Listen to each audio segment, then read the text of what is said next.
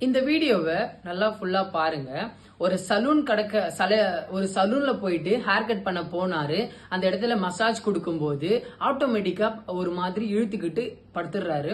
இது என்னன்றது உங்களுக்கு டவுட்டா இருக்குல்ல? அதுக்கு தான் நான் இருக்கேன் உங்களுக்கு விளக்குறதுக்கு. என்ன ஒரு ஃபாலோ பண்ணி வச்சுக்கோங்க.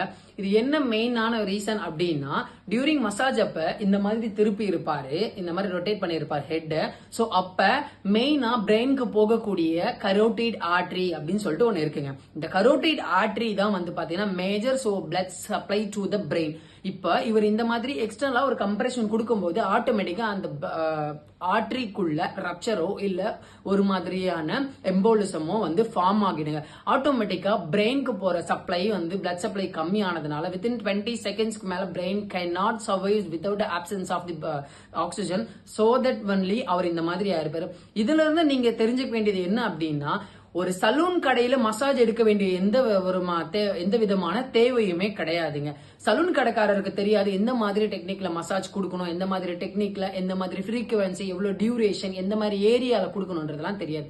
ஒரு ப்ராப்பரான ஒரு மாசிவர் கிட்டயோ இல்ல ஒரு டாக்டர் கிட்டயோ போயிட்டு மசாஜ் எடுத்துக்கோங்க. இந்த மாதிரி சலூன்லாம் போயிட்டு மசாஜ் எடுத்து தேவையில்லாத ரிஸ்க எடுத்துக்காதீங்க. அவேர்னஸோட இருங்க. பாய்.